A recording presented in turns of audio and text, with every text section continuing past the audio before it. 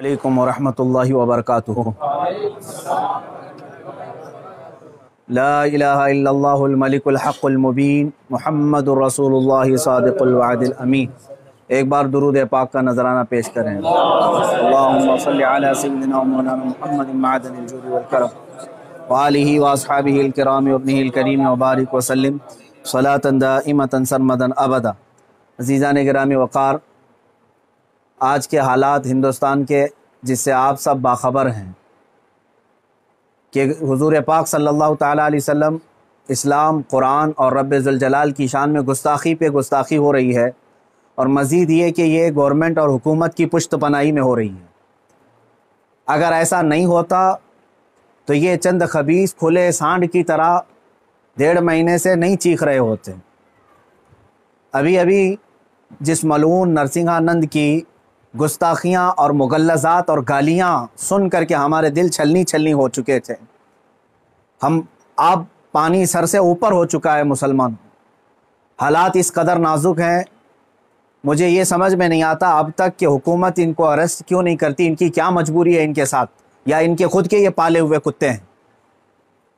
ये मुसलसल रोज़ाना वीडियो अपलोड करते हैं, क्या इनको पुलिस पूछती तक नहीं है कि तुम इस तरह सांप्रदायिक माहौल कर रहे हो, फितना फैला रहे हो, हिंदुस्तान में अमन व अमान खराब कर रहे हो। इनको पूछने वाला भी कोई नहीं है। आज की बात मैं बता रहा हूँ, दिल छलनी हो चुका था।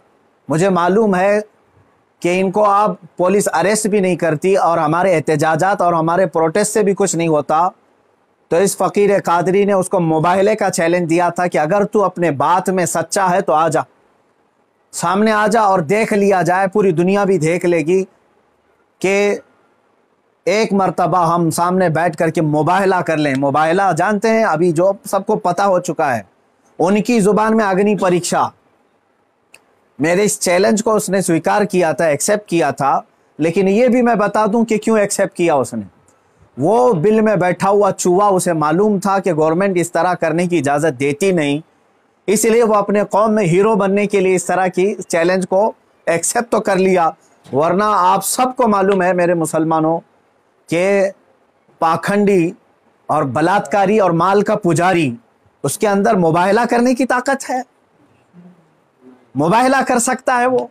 उसके खुद के दीन और धर्म से कोई ताल्लुक नहीं है। मैं ये चैलेंज के साथ कहता हूं, सनातन धर्म से भी उसका कोई ताल्लुक नहीं है। अब मैं जब बार बार उसको ललकारता रहा तो अभी जाकर के अब वो मेरे जवाब में कहता है, मौलाना मैदान छोड़ करके भाग रहा है, परमिशन की जिम्मेदारी मेरे ऊपर डाल रहा है।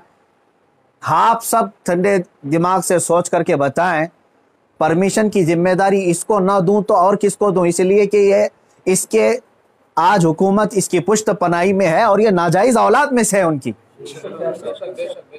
सारी परमिशन वगैरह की जिम्मेदारी तो तुम्हारी हाथ में है ना।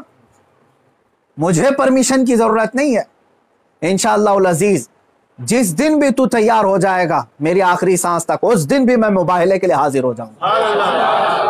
उस दिन भी हाजिर हो, 1 इंच भी पीछे नहीं हटूंगा इंशाअल्लाह। इसलिए कि ये मेरे जुमले नहीं हैं, ये मेरे दीन की हक्कानियत है, ये रसूल पाक सल्लल्लाहु ताला अलैहि वसल्लम की सच्चाई है और कुरान पाक की अजमत है जो हमारे दिलों में कूट कूट कर भरी हुई है।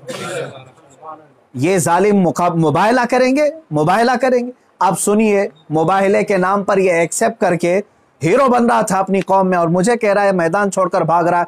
मैं इससे कहता हूं, आप सबको मालूम है ना, चंद दिन कबल ये दिल्ली के प्रेस क्लब ऑफ इंडिया में बैठ करके जहर उगल रहा था, हुजूर पाक सल्लल्लाहु ताला अलैहि वसल्लम की शान में गालियां बक रहा था। आज इसको याद आ गया ये लोकतांत्रिक देश है। आज ये कह रहा है ये लोकतांत्रिक देश है, मौलाना क्या ऐसी परमिशन यहां मिलती है? तो खबीस के बच्चे, तुझे ये पहले मालूम नहीं था कि इस लोकतांत्रिक देश में किसी धर्म को गाली नहीं देना चाहिए? मलून नाजायज औलाद, तुझे ये नहीं मालूम कि लोकतांत्रिक देश में किसी धर्म को गाली नहीं दी जाती? जब तू देश के सारे संविधान का उल्लंघन करके जहर उगल सकता है, प्रेस क्लब ऑफ इंडिया में तुझे परमिशन दी जा सकती है, तो इस मुबाहले की परमिशन क्यों नहीं मिलती? ठीक है, तुझे मैदान में नहीं मिलती, प्रेस क्लब ऑफ इंडिया तेरे बाप का है ना, जहां बैठ करके तूने गालियां बकी थी। मैं आज फिर से कहता हूं मुसलमानों, जरा बराबर भी अपने दिल में हल्कापन महसूस नहीं करना। मैंने ये अपने घर की बात नहीं कही थी, 1400 साल से इस धरती पर जमे हुए इस्लाम की बात कही है। और इससे बड़े और इससे सड़े भी आए, इस्लाम का कुछ नहीं बिगाड़ सकते। मेरे आका सल्लल्लाहु ताला अलैहि वसल्लम की जात पर अगर थूकता है तो ये सूरज पर थूकने के मानिंद है। इसका मुंह अभी चंद दिन बाद देखना इतना काला हो जाएगा कि इसके खुद चेले इससे नफरत करेंगे। हाँ, मेरा अकीदा मेरे रसूल पाक के लिए ये है, या रसूल अल्लाह तू घटाए से किसी के ना घटा है ना घटे। या रसूल अल्लाह, या रसूल अल्लाह तू घटाए से किसी के ना घटा है ना घटेगा। जब बढ़ाए तुझे अल्लाह ताला तेरा, मिट गए मिटते हैं मिट जाएंगे आदा तेरे, ना मिटा है ना मिटेगा कभी चर्चा तेरा। मेरे आका सल्लल्लाहु ताला अलैहि वसल्लम का चर्चा कभी नहीं मिटेगा। हाँ, अब सुनो मेरे अजीजों, इस खबीस मलून ने चैलेंज को एक्सेप्ट करके अपनी कौम में हीरो बनने की कोशिश की थी। मैं फिर से कहता हूं, जिंदगी गुजर जाएगी, इसका पेशाब निकल जाएगा, मुबाहिले के लिए नहीं आ सकता। मुबाहिला बहुत दूर की बात है, मुबाहिला बहुत दूर की बात है। मैं गवर्नमेंट से भी कहता हूं, प्रशासन से भी कहता हूं, यह बार बार भौंक रहा है और कह रहा है कि मुझे इस्लाम की सच्चाई बताना है, मुझे कुरान की सच्चाई बताना है। इसको एक बार बताने का मौका दे दिया जाए, इसको एक बार मौका दे दो हमारे सामने कि ये इस्लाम की सच्चाई बता दे। आज इस खबीस के चेलों से भी मैं कहता हूं, तुम अपने गुरु को मना करके ले आ जाओ हमारे सामने। ये बार बार कह रहा है ना कि मुझे कुरान की सच्चाई बताना है, कुरान की। मैं कहता हूं मुबाहिला बहुत दूर की बात है, वो सिर्फ हमारे सामने बैठने की हिम्मत कर ले। जिस दिन वो सामने बैठे और इस्लाम की सच्चाई बताने की बात करता है, कसम रब्बे जुल जलाल की, कसम रब्बे जुल जलाल की, जितनी बातें उसने मेरे नबी की शान में कही हैं, एक बात वो साबित कर दे, उसी दिन मैं अपनी गर्दन देकर के आ जाऊंगा इंशाअल्लाह। मैं वहीं पर अपनी गर्दन देकर के आ जाऊंगा।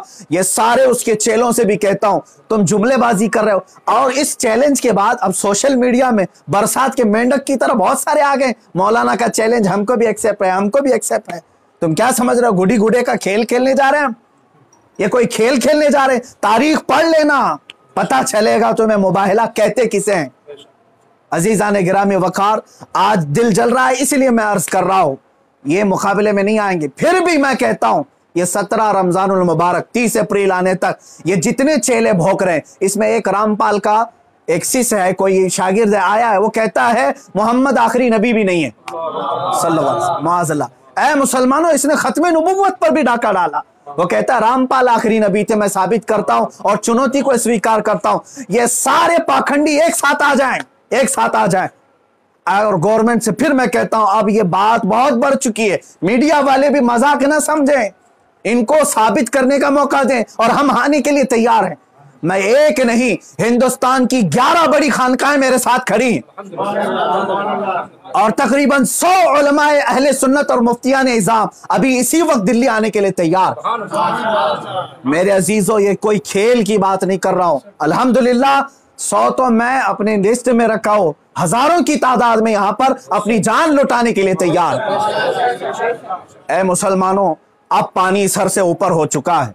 अब ये 30 अप्रैल और 17 रमजानुल मुबारक की तारीख मैंने ऐलान तो किया और ये बार बार इसको हल्के में लेकर मजाक उड़ाते। आज भी ये कहता है कुरान को गुंडों की किताब, कुरान कहता है वायरस है, कुरान को कहता है गंदी किताब। कहां मर गया तुम्हारा जमीर, कहां मर गया? मुसलमानों, मैं अब आपसे कहता हूं, इस तारीख को मेरे 3 ही ऐलान होंगे, मुझे पहुंचने दिया जाए, मुझे पहुंचने दिया जाए। उससे पहले अगर गवर्नमेंट या इनके कोई भी दबाव में आकर के अरेस्ट करते हैं, उसी दिन समझ जाना है मुसलमानों, इस्लाम की फतह हो चुकी है। समझ जाना, मैं अगर अंदर होता हूं तो लाखों मुसलमानों के अंदर का ईमान बाहर आ जाएगा इंशाअल्लाह अज़ीज़। ये एक बात याद रख लेना। दूसरी बात, अगर इस तारीख से पहले हुकूमत इसे अरेस्ट नहीं करती, जो रोजाना आज तक खुलेआम इस तरह की गुस्ताखियां कर रहा है, हद हो गई, हद हो गई। यहां पर होम मिनिस्टर पर कोई टिप्पणी करे तो जेल में चला जाए, और यह मुसलसल 1.5 महीने से मुगल्लजात बक रहा है, पखाना उगल रहा है और कोई कुछ नहीं करता, इसको पूछता तक नहीं इसको। और अगर इस तारीख तक या तो उसे अरेस्ट करे या तो फिर इस तारीख को पूरे हिंदुस्तान भर के मुसलमान कोई भी अपने घर में नहीं बैठेगा इंशाअल्लाह। मेरी इस बात पर लब्बैक कहते हैं आप सुन लें, इसलिए कि अब यहां पर हमारी जमीन जायदाद का मसला नहीं है। ये मत समझ लेना या जमीन मांगने के लिए आ रहे हैं, हुकूक मांगने के लिए आ रहे हैं। अरे मियां, अब तो हमारे जड़ की बात आ गई है। और मुसलमानों याद रख लो, अगर तुम्हारा यहां पर रसूल पाक की इज्जत सलामत नहीं है तो फिर तुम्हारा जीना भी किसी काम का नहीं है। अब ये चाहते हैं ना हम बाहर निकलेंगे तो वायलेंस हो जाएगा, फला हो जाएगा। हम ये नहीं चाहते फसाद हो जाए, इसीलिए तो बार बार गुहार लगा रहे हैं हुकूमत को, बार बार कह रहे हैं फसाद की जड़ को अंदर करो, उसे भौंकने से रोको। नहीं सुन रही है। और इससे भी आप समझ जाना है मुसलमानों, हुकूमत की मंशा यही है कि आप ये पूरे हिंदुस्तान में फसाद कराना चाहते हैं, पूरे हिंदुस्तान को जलाना चाहते हैं, वरना ऐसे पाखंडियों को खुलेआम नहीं छोड़ते।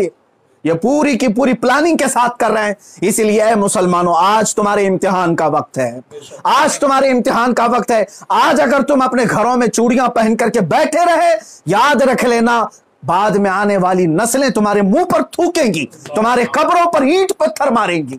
इसलिए कि ये नबी का गद्दार है, रसूल पाक पर भोंकने वाले को भी ये पूछ नहीं सका। तुम्हारी नस्लें बाद में तुम्हें याद करेंगी इस तरह से। याद रख लेना, ये तारीख यौम बद्र की जो आएगी, यौमुल फुरकान 17 रमजान की, उस दिन हर मुसलमान का कलेजा दहल जाना चाहिए। मशरिक से मगरिब तक, शुमाल से जुनूब तक, हिंदुस्तान भर के हर इलाके के। और इस पाखंडी से फिर मैं कहता हूं, तुझे जहां की परमिशन मिले मेरे नाम से एक लेटर इशू करके दे दे, मेरे नाम से एक लेटर इशू करके दे दे कि ये मुफ्ती सलमान अजहरी आ सकता है मेरे साथ, मुबाहिला बहुत दूर की बात, डिबेट कर सकता है। इतना तो ऐलान करके दे दे, फिर मैं पूरी दुनिया को बता दूंगा कि तेरा पाखंड क्या है। मेरे अजीजों, मैं हिंदुओं से भी कहता हूं, ये हिंदुओं को बदनाम करने के लिए निकला हुआ है, ये माल का पुजारी है, राजनीति खेलने के लिए ये मेरे नबी को इस्तेमाल कर रहा है, राजनीति के लिए इस्लाम को इस्तेमाल कर रहा है। हद हो गई मेरे अजीजों। मैं हुकूमत से कहता हूं, अगर तुम्हें दुश्मनी है ना मुसलमानों से, लो हम सब की जाने और मार डालो, हमारे नबी पर ना भोंको, इस्लाम के खिलाफ आवाज ना उठाओ। इतनी गलीज बातें वो बक गया। मुझे बताओ, पूरे हिंदुस्तान के मुसलमानों ने कभी हिंदुओं के देवी देवताओं को छेड़ा आज तक? मुझसे सुना आपने कि हम गालियां दे रहे हैं उनके देवी देवताओं को? यह हमारी तहजीब है जो हमें इस्लाम सिखाता है, यह हमारे अखलाक है जो हमें इस्लाम सिखाता है। इसका जहर देख करके पता चलता है कि इसका कोई दीन और धर्म नहीं है। धर्म में रहने वाला ऐसी जहर नहीं उगलता। बहरहाल ये मेरी गुजारिश है मुसलमानों से, या तो फिर ये मुबाहले के लिए तैयार हो जाए, जो इसके लिए जहां जगह हो मेरे नाम से लेटर इश्यू करे, और हुकूमत, प्रशासन, मीडिया इसको हल्के में ना ले, इसको इजाजत दे दे। ये दिखाना चाहता है, ये साबित करना चाहता है इस्लाम को झूठा, कुरान को झूठा साबित करना, उसको साबित करने दे दिया जाए। अगर वो साबित किया, और अगर नहीं साबित कर सका तो फिर याद रख लेना, सुबह कयामत तक तुम्हें पहचाना जाएगा, सुबह कयामत तक तुम्हें पहचाना जाएगा। अजीजान गिरामी वकार, ये मुबाहले की बात चलती रहेगी और मेरी ये चुनौती बरकरार रहेगी। वो कहता है मैदान छोड़ करके भाग रहा है, तू क्या समझता है कि तेरे जैसे पाखंडी हैं यहां पर? अल्हम्दुलिल्लाह हम हुसैनी हैं, अगरचे आल में ना हो, लेकिन हुसैनी किरदार हमने बचपन से सुना है। अरे हमारी माँ ने हमें गोद में हुसैन आजम के करबला की दास्तानें सुनाई। हम मात नहीं खा सकते, सर कटा सकते हैं लेकिन सर झुका नहीं सकते इंशाअल्लाह अज़ीज। ऐ मुसलमानों, अपने जज्बों को बेदार रखो। कोई ये कहता है अगर कि ये जज्बात को भड़का रहे हैं, उससे सिर्फ ये कह देना जज्बात का नाम ही जिंदगी है। अब अगर नबी के नाम पर जज्बात नहीं बेदार हुए तो इससे बेहतर है कि तुम मर जाओ, सो जाओ। आप याद रख लेना, ये हुकूमत से भी मेरी गुजारिश है, अपील है, तुम वैसे भी मारना चाहते हो ना, हम आ जाते हैं। बाहर घुट घुट करके मरने से बेहतर है कि हम नामे मुस्तफा पर निकल करके मौत को कबूल करने को हम तैयार हैं। यूं भी तो किसी दिन हमको दुनिया से तो जाना है, अल्लाह के हबीब सल्लल्लाहु ताला अलैहि वसल्लम की इज्जत का परचम बुलंद करके जाएंगे इंशाअल्लाह। सारी खानकाहें, सारे उलमा, सारे मदारी, सारी तहरीकें, सारी तंजीमें, सबसे मैं बड़े अदब से गुजारिश करता हूं, अब वक्त किसी के घर का नहीं, किसी की सज्जादगी का नहीं, किसी की प्रॉपर्टी का नहीं, बल्कि तुम्हारे जाने ईमान का सवाल आ चुका है। तुम्हारे ईमान की जान रसूलुल्लाह का सवाल है। लिहाजा आप सब एक साथ मिलकर के आवाज उठाएंगे, या तो फिर इस पाखंड को रोकेंगे या तो फिर हम इस जमीन पर बाकी नहीं रहेंगे। व आखिरु दावाना अनिल हम्दुलिल्लाहि रब्बिल आलमीन।